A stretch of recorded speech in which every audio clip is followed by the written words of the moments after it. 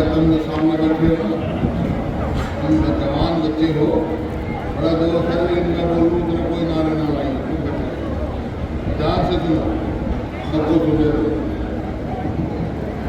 आप बहुत देर से बैठे हो, गर्मी भी बहुत है और पसीना भी बहुत आ रहा है, देख रहे हो। तो एक बात कहते जा रहा हूँ, ये जो आपने पसीना लिया है ना, ये खाली नहीं जाओ भाई, हरियाणा की राज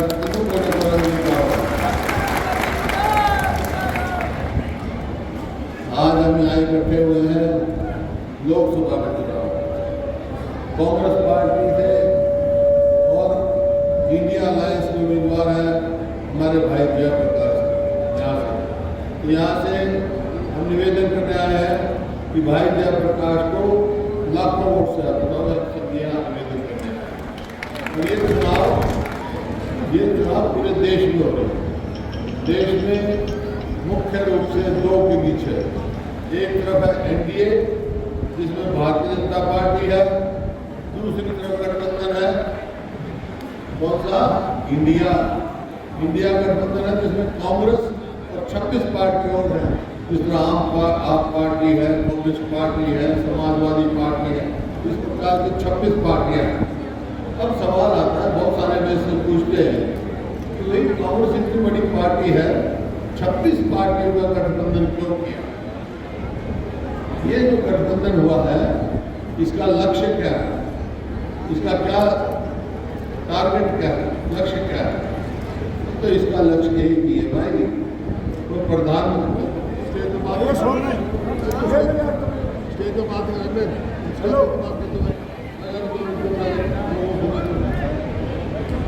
इसका लक्ष्य केवल एक ही है कि जो संविधान हमारे बुजुर्गों ने बहुत बारीक लड़ाई से, आज़ादी की लड़ाई के बाद, कुर्बानी के बाद संविधान बनाया है, वो संविधान बचाना है। वो संविधान बचेगा तो भाई प्रजातंत्र बचेगा, प्रजातंत्र बचेगा तो आपके अधिकार बचेंगे, चाहे वोट देने का अधिकार हो, चाहे वोट अधिकार हो, इसका मामला साफ हो ये। और ये सारे देश में लोगों की समझ में आ गई। जिस तरह आप यहाँ देख रहे हो ना, जन समर्थन मिल रहा है, पूरे देश में ऐसे जन समर्थन मिल रहा है। मैं आप कह के जा रहा हूँ, केंद्र सरकार में जो है इंडिया की सरकार बनने जा रही है, इंडिया गठबंधन की सरकार बनेगी। अब सवाल इस बात का है कि जो गठबंधन की सरकार बनेगी, उसमें हर वर्ग के लिए, जो किसान है, युवा है, महिला है, मजदूर है, हमारे अध्यक्ष जी ने, चौधरी उदयपाल जी ने पूरे विस्तार से आपको बता दिया हर उसका कि क्या हमारा क्या करने जाएंगे, जो फैसले होगा, जो घोषणा पता। एक सवाल मैंने हर जगह पूछा और जवाब मिला, और उसके हिसाब से मैं कह रहा हूँ, आपसे भी पूछूंगा कि हरियाणा में 36 बिरादरी ये मन बना चुकी है कि आने वाली सरकार हरियाणा में कांग्रेस पार्टी की सरकार है। हर जगह सवाल पूछा, मैं आपको बता दूँ, तो मैं खान से भी पूछ रहा हूँ, तुम बताओ हरियाणा में कौन सी पार्टी की सरकार होनी चाहिए? सवाल इस बात का था, क्यों भाई ऐसा माहौल क्यों बना? सारे जहाँ जा रहा हूँ, एक भी माहौल बन रहा है कांग्रेस की सरकार बनाएंगे। इसका माहौल यूँ बना कि 2014 में जब हमने सरकार छोड़ी ना, उस टाइम प्रति व्यक्ति आय में, प्रति व्यक्ति निवेश में, कानून व्यवस्था में, नौकरी देने में, खेल और खिलाड़ियों में हरियाणा नंबर 1 था जब हमने सरकार छोड़ी। आज भाई 10 साल हो गए, 10 साल के बाद आज हरियाणा नंबर 1 किस चीज में है? बेरोजगारी में, महंगाई में, और भाई अपराध में, अपराध बहुत बढ़ गया। और खेल और खिलाड़ियां भी देख लो, हमारी पहलवान बेटियां जिन्होंने पूरी दुनिया में हमारा नाम रोशन किया हरियाणा का, दिल्ली जंतर मंतर में किस तरह उनको घसीटा गया, उनको आज तक न्याय नहीं मिला, आज तक। तो ये परिस्थिति है, इस बात से लोगों ने मन बनाया सब छत्तीस बिरादरी ने। अब सवाल एक बार आता है कि भैया वो लोग पूछेंगे आपसे, भाई ठीक है, यहाँ से तो जयप्रकाश जी बन गए, लाखों सांसद बन जाएंगे, फिर कांग्रेस की सरकार बन जाएगी, इस 10 साल में इनने तो करा नहीं कुछ, तुम क्या करोगे कांग्रेस की सरकार बन? ये सवाल पूछेंगे ना तुम्हारे, ये सवाल ले जाना है तुमने घर घर। मैं वो बता रहा हूँ कि हम क्या करेंगे। हमने 5-6 मोटे मोटे फैसले कर रखे थे, बाकी तो और करेंगे, लेकिन जो कहते हैं वो करते हैं। आपको पता है भाई, पहला फैसला मेरा ये है हमारा कि हमारी सरकार बनेगी तो अपने बुजुर्गों की पेंशन 6,000 रुपये महीना करेंगे। 6,000 बुजुर्गों 6,000 दिया बुजुर्गों के। और जो गरीब आदमी है, जिनका नाट नहीं है, जो उनकी भाई 300 यूनिट बिजली महीने की फ्री करेंगे। और जो ये गैस सिलेंडर है, रसोई का सिलेंडर, जो हमारे समय में कीमत थी उसकी 400, अब हो गई 1000, 1100, 1200 रुपये। तो अगर हमारी सरकार रहेगी तो 500 से ज़्यादा गैस की फिर भाई, जैसे मैंने कहा कि आज बेरोजगारी में नंबर 1 है। क्यों है?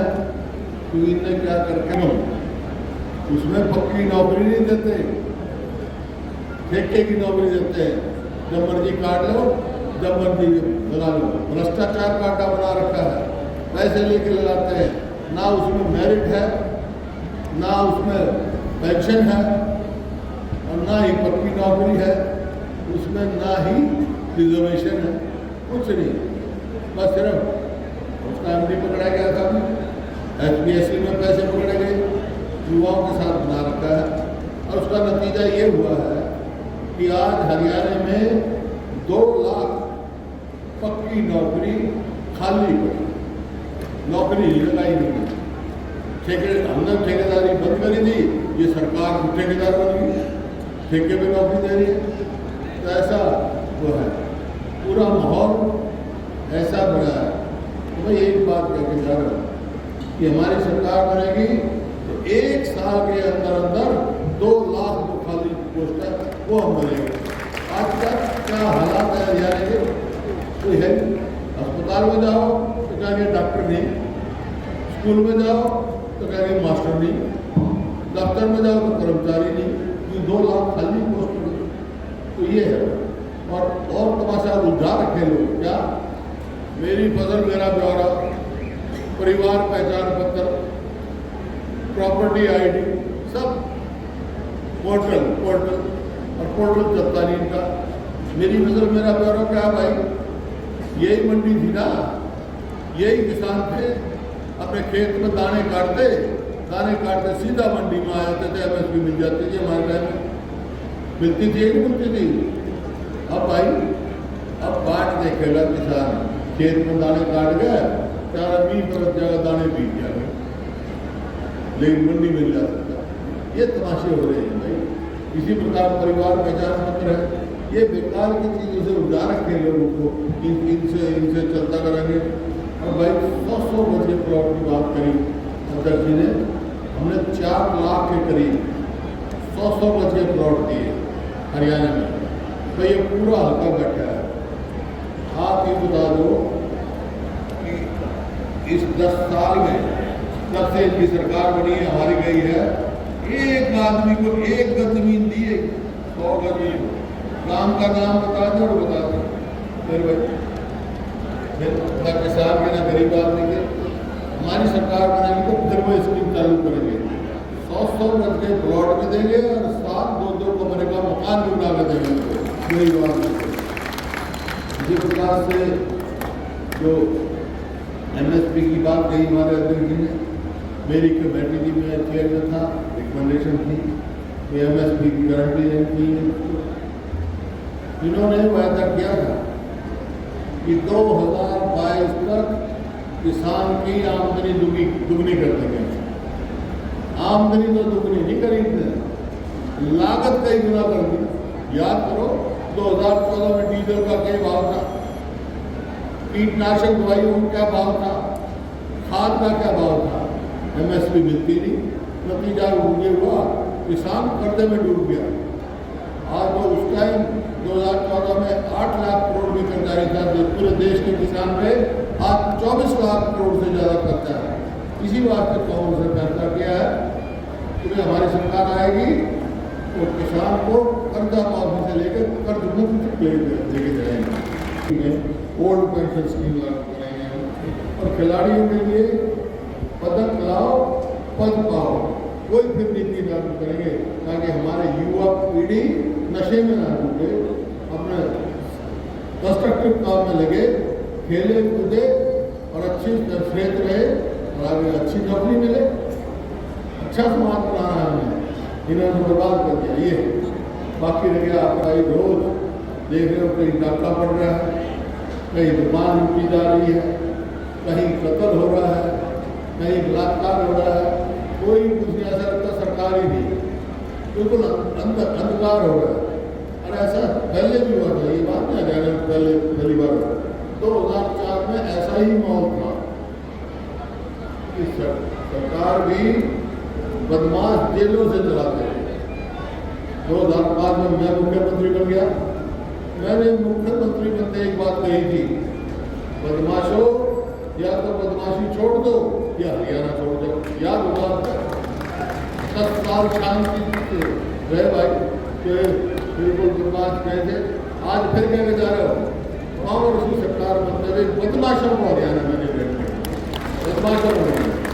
ये है बात, आप सब इसको समझते हो। तो ये सरकार अगर आपको बनानी है तो उसकी पहली पीढ़ी क्या है, पहला कदम क्या है, वो है भाई जयप्रकाश जो मेरे बहुत करीबी साथी हैं, इनको ताकत दो, लाखों वोट से जिताओ।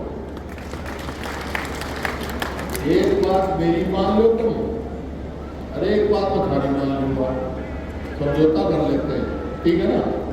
मेरी क्या मानोगे, मेरी तो ये मानो 36 बिरादरी एक हो गए, भाई जयप्रकाश को मेरा साथी है, बहुत मजबूत है, लोकसभा में बहुत ताकत से बोलता है, उसको लाखों वोट से यहाँ जिताएगा। और मैं थारी के मानूंगा, मैं जो थारी से पूछा था सवाल, तम जयप्रकाश को यहाँ से लाखों वोट से जिता भेज दो, थारी सरकार में बना दूंगा, यहाँ पे मंजूर है।